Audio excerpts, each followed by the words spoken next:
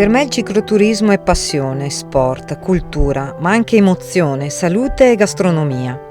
Viaggiare in sella ad una bicicletta significa assaporare i luoghi, i profumi, conoscere persone e arricchire il proprio bagaglio culturale. Per questo ho deciso di fare del cicloturismo non solo uno sport, ma uno stile di vita.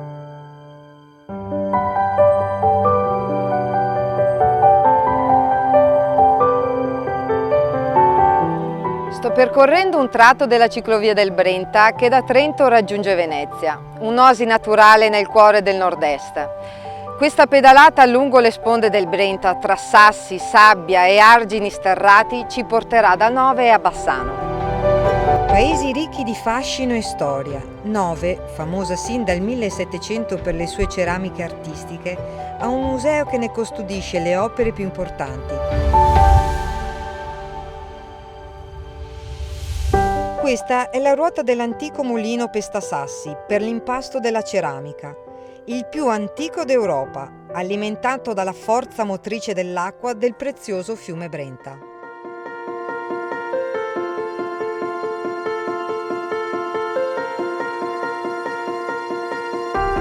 Eccomi nella chiesetta di Sant'Agata, tra queste colline circondati da ulivi, ciliegi e vigneti.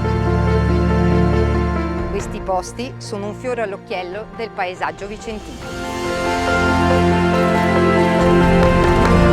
Eccoci a Marostica, un gioiello medievale incorniciato dalle prealpi.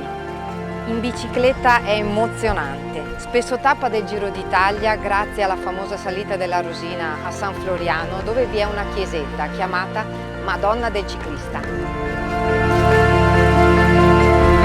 al centro della piazza degli Scacchi.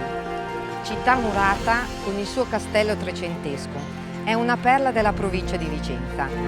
Ogni secondo weekend di settembre degli anni pari c'è la partita a scacchi viventi, tra dame, cavalieri, mangiafuoco.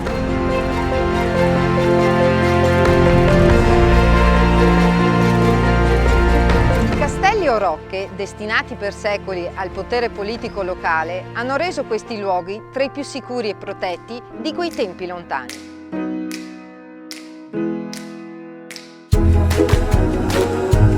Ciao! Eccoci al Bike Hotel, tappa fondamentale perché qui c'è la Bike Clinic che dà la possibilità di sistemare la nostra bicicletta prima di affrontare i sentieri del Grappa, e in più c'è un famosissimo ristorante dove si possono assaporare dei piatti tipici del bassanese e delle regioni buonissime. Andiamo a salutare il mio amico Roberto. Ciao Roberto! Ciao carissimo! Finalmente sono tra queste splendide mura e mi fai sempre sentire a casa. Oggi sono qui a Bassano, la patria dell'asparago. Cosa mi dici?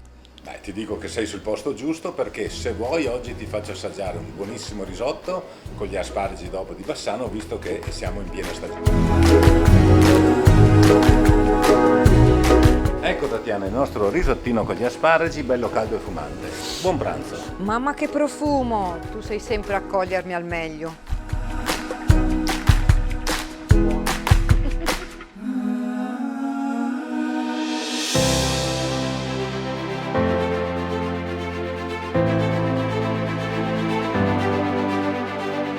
Eccomi a Bassano, una città insignita della medaglia d'oro al valore militare. È capitale mondiale delle penne nere per essere stata testimone di tutte e due le grandi guerre, combattute aspramente sulle montagne che la sovrastano.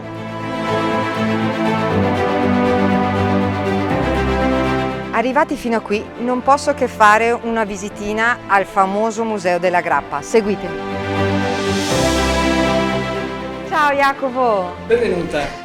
Ho la possibilità di visitare questo bellissimo museo, ma ho una domanda da farti. Dimmi il rapporto che c'è tra Bassano del Grappa e la Grappa. Pensa che Bassano fino al 1928 si chiamava Bassano Veneto e poi per meriti di guerra è stata ribattezzata Bassano del Grappa perché è una cittadina che si trova ai piedi del Monte Grappa.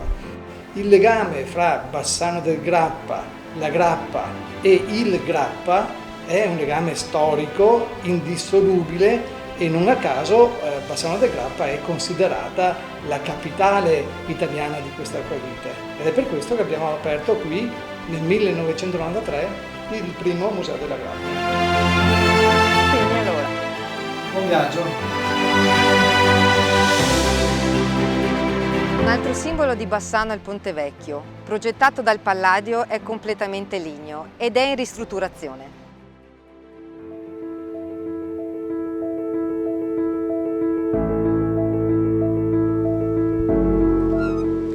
Che bello poter pedalare in questo tratto della Valsugana Val Brenta.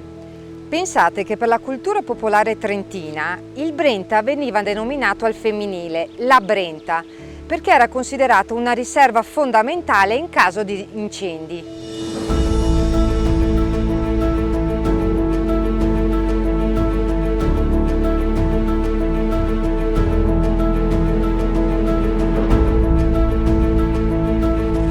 Ciao Francesco! Ciao Tatiana, benvenuta al Parco delle Grotte di Oliero. Andiamo a visitare la Grotta Parolino. Ti seguo!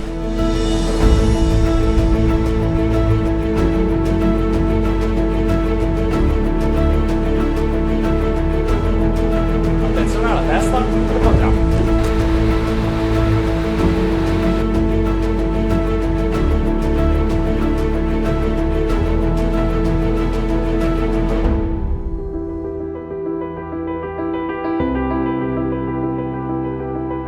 Valstagna, incastonata tra montagna e fiume nella via del tabacco, offre l'avventura e il brivido. Un tratto di rapide ci permette di provare emozioni uniche tra kayak, canoa e rafting. I ripidi versanti della Val Brenta, sistemati a terrazzi, sin dal 1600 furono coltivati a tabacco in grande quantità. Coltivazione severamente controllata, sottoposta a pesanti dazi e limitazioni che fecero nascere il contrabbando, spesso praticato dalle donne per sfamare la numerosa prole. Ma lo sapevate voi che l'ultima domenica di luglio a Vastagna si svolge il Palio delle Zattere? Rievoca l'antico mestiere dello zattiere che con il suo duro e rischioso lavoro di trasporto del legname rese importante la vallata.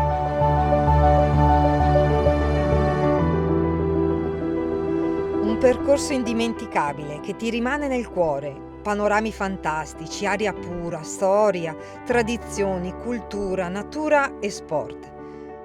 Gioia allo stato puro, vita.